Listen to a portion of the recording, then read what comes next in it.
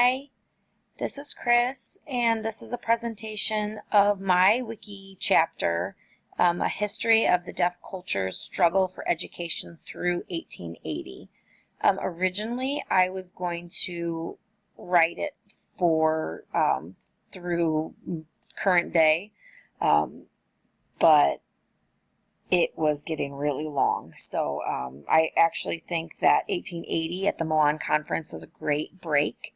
And then if ever there's to be another chapter, that other chapter can go from after the Milan Conference on till present day. So let's just go ahead and show you what I did. First things first, I started with a quick note to the author, just kind of explaining why I wrote what I wrote about. So the history of the deaf culture, the history of deafness is patchy at best. So it's really hard to get a good look at any one aspect of deaf history. Specifically education is hard to look at because for most of the history of human existence, deaf people have been oppressed, like so many other groups, of course, but deaf people specifically have been targeted as not being able to be educated, going all the way back to ancient Greece. So what I wrote about in my note from the author is essentially this chapter is about kind of the history of deaf education in general, be it adults or children. And the reason for that is most of the time people weren't allowed to educate deaf. It doesn't matter the age. So I did focus on deaf education for adults whenever possible. We talk about Gallaudet University. There's a few other things, but really most of this chapter was about the oppression that faced deaf people and how that continues, honestly. So from the note, we go into ancient Greece. Whoops. And why is my picture...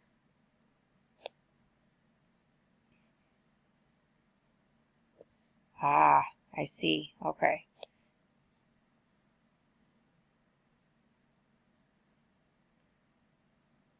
Let me see if I can make this bigger.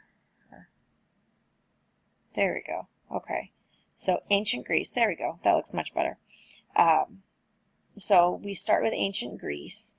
And from the time of Aristotle, people have been talking about what to do with deaf individuals. And starting back in the day, everybody thought that deaf people, because they couldn't speak, couldn't reason, and couldn't learn, couldn't be educated. So starting as far back as ancient Greece and Roman times, infanticide was something that was common. People talked about this, like the great minds that we look to for, a lot of our philosophy is based off of, modern philosophy that we study today is based off of. They all agreed that deaf people should, and other people with disabilities, should not be cared for, that they should just be thrown to the side because they weren't going to be a benefit to society. So you can see I added links like you suggested, so click here to read more, and everything opens up in a different page. This is Aristotle's Politics. It's a good copy of it. I don't know if this is one of those great books, but I enjoyed reading it. So you have a copy of that there. Moving down, let's see, we get 350 AD. And this is when we start talking about like Saint Augustine. So the Catholic Church was played a huge role in the education or lack thereof of deaf individuals. And he kind of reinforce this idea that Aristotle, Plato, they all had when he said that, but he gave it more of a religious focus. He said that deaf people were a sign of God's anger at their parents, so it was kind of like a punishment. And he had quite a bit to say. So there's one book that Patty Ladd wrote. You click on it here, you can get it on Amazon. But it's a really good book that kind of talks about the history of deaf culture. Before at this time, which there aren't a lot of resources like that. Let's see if I can. Is that? Oops. Sorry, that got too small. Trying to get there. Oh, shoot. One more time. There we go. Whatever. Okay. So you could read the whole chapter there. So that's a little excerpt from her book right there. We move into 1050 AD, and this is kind of an interesting time in deaf culture because we've got the Benedictine monks. Now, the Benedictine monks, well, believe it or not, nobody deaf could be a monk because you couldn't confess. So there was no, not only were you not able to be educated, but if you wanted to devote your life to God or whatever religion, they wouldn't let you, because apparently still to speak was the utmost of the utmost importance. But what's neat about the Benedictine monks is they took a vow of silence, and Saint Benedict, he had very strict rules when it came to the order. And one of the rules was no communication, no spoken communication, because the more you spoke, the more chances you had to misspeak and therefore sin, essentially. So what he had everybody do was take a vow of silence, and they only could communicate in the most necessary of times, which, was not very often. And that did not include like day-to-day conversations. So the Benedictine monks decided to create a type of sign language or some signs so they can converse about day-to-day stuff. And it's really interesting because some of the signs that they used, the descriptions that they have in the MSL report right here that you can click on and download yourself, save file, if you want to check it out. So they have some descriptions of some of the different signs. Some of them are very similar to what we use today. So that's pretty interesting. Anyway, so that's 1050 AD. If we move up to 1500, we are starting to get into some more signed language, but again, this is all by hearing people who trying to get it to where you can see all of it. Sorry. It's all by hearing people who it got smaller. Sorry. This is all by hearing people who really their goal was to get deaf people to speak or to be able to use spoken English. Oh, goodness. Sorry, I have a touch screen. It's very, very, very touchy. Anyway, okay, so you can see I've got links to people. So Pedro Ponce de Leon, not this guy. This guy being, of course, Juan Ponce de Leon, the explorer. So different people right there.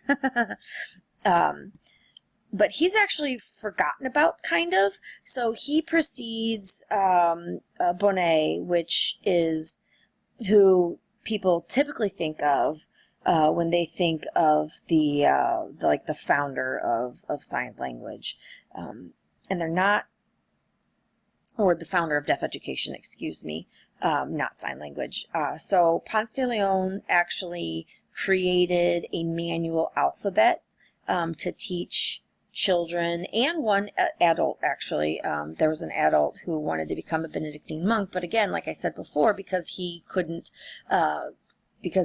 confess his sins, he couldn't be brought on into the order. So he taught him how to speak, so he could make confession, so he could become a monk, and he did. He actually also became an author, authored many books, although I couldn't find anything, but that's what some of the other websites and things, the information I read said.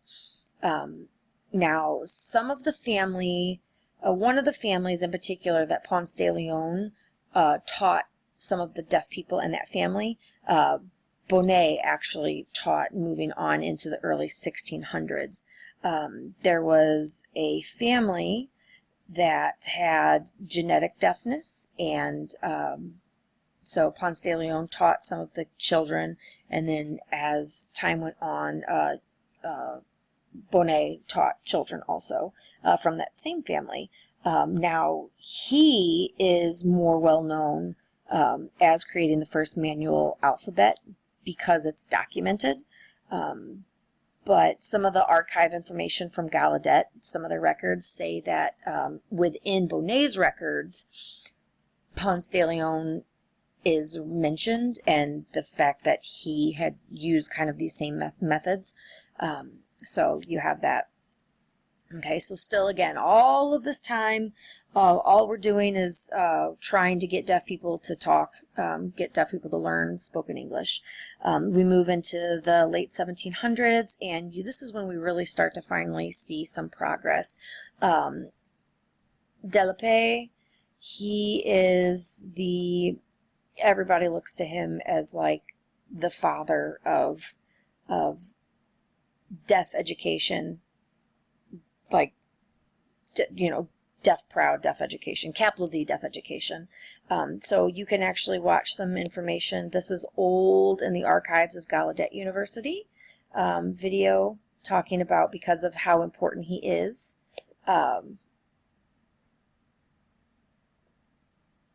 Because of how important he is, they wanted a statue created. They didn't get a statue created, but you can see the old sign language.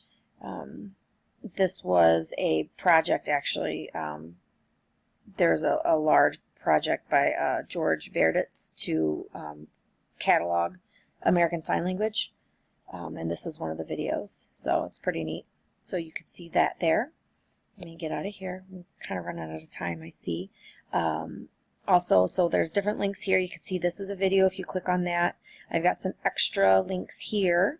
And what is oralism? This is where we start to talk about the difference between oralism and proponents of sign language. So if you want to learn more about oralism, I have a video here you could watch. We go down some. So at the same time in France, where we have Delepay, who is really pushing for sign language and using sign language to teach deaf students, you have people from around the world, Spain, Germany, Holland, who are all really pushing the idea of an oral education. So for each of these you can click, and it's going to link you to an article or some information about that country's specific history in terms of deaf education. With the couple minutes we have left, I want to show you the last two sections that we have. So we have the Golden Age of Deaf Education, and this is what I call the time before, starting really around the time of Delepay, moving up until we get to the conference at Milan. You've got American Sign Language is budding because Thomas Gallaudet had gone to Europe. He had met Laurent Clerc. He had came back with Clerc to the United States, formed sign language, created schools, deaf institutes, and they're here. So you can watch this video right here through Deaf Rise. The entire thing is there. It's pretty cool. And then once we hit the Milan Conference, which really pitted oralism against sign language, and it was the deck was stacked in favor of oralism, and that's kind of what we have. So please enjoy the rest of this. I hope the links you find helpful, and I covered all the bases. I'm sorry I couldn't be there in class to show this. It's been one heck of a semester. Take